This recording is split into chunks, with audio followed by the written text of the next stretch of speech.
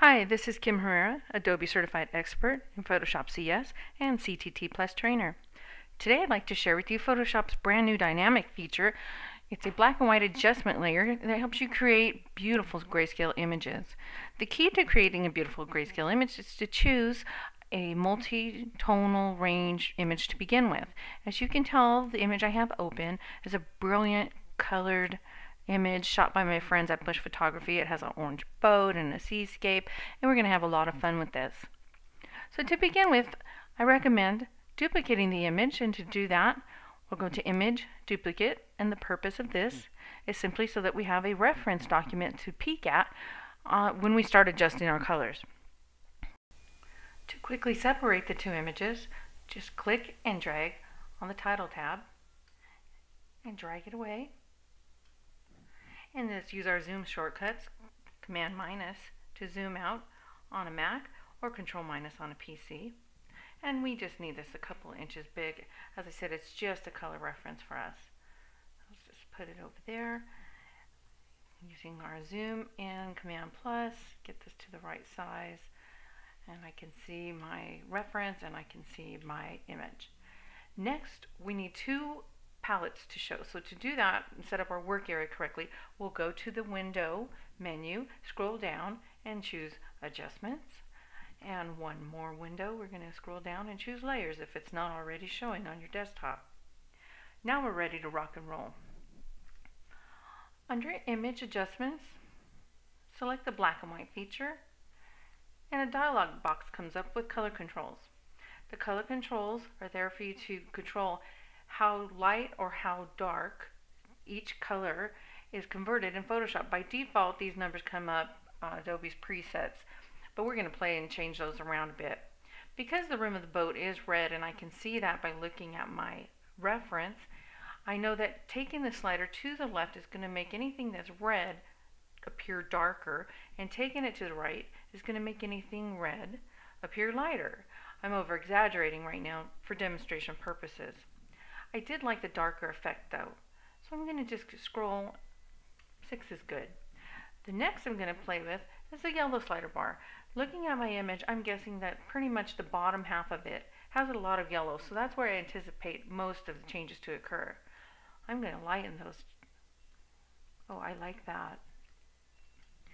I don't see too much green in this image, but then again, when you're working with color sliders, you have to remember it's not what you or I think is green, it's what Adobe Photoshop thinks is green.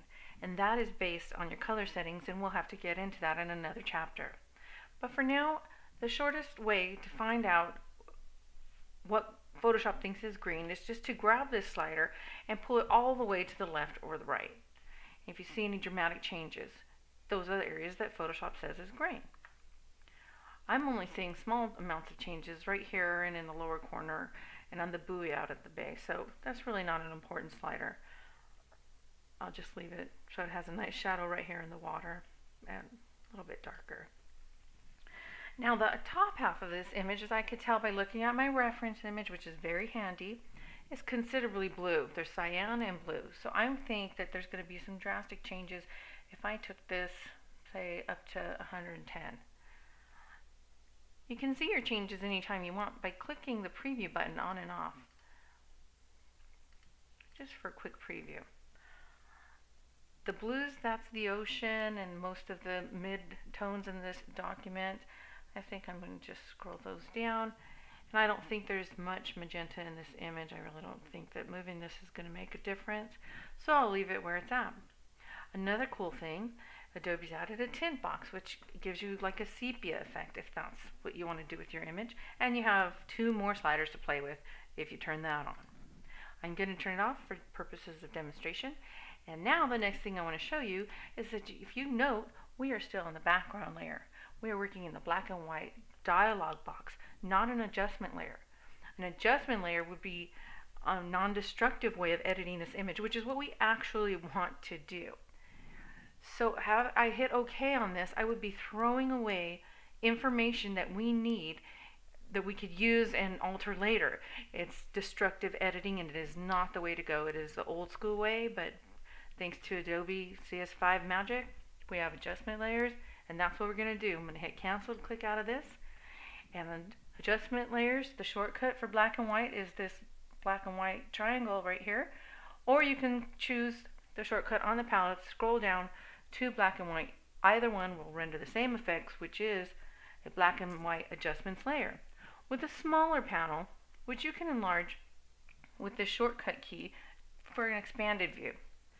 And again, I'm going to change my reds. I'm taking them back down. I have my handy guide right here as a reference to use for the colors I want to change and play around with.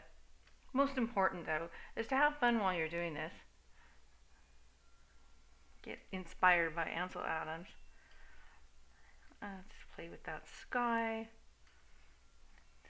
Blue down just a bit and hit OK. You can always try the auto button, but I think it's much more fun to play with it yourself, and the results will be more of what you wanted.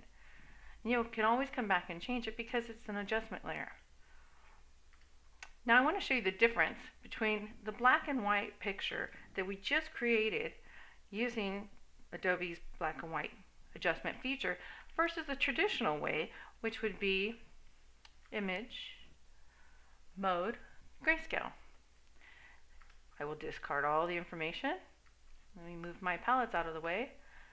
Now look at the differences in these two images.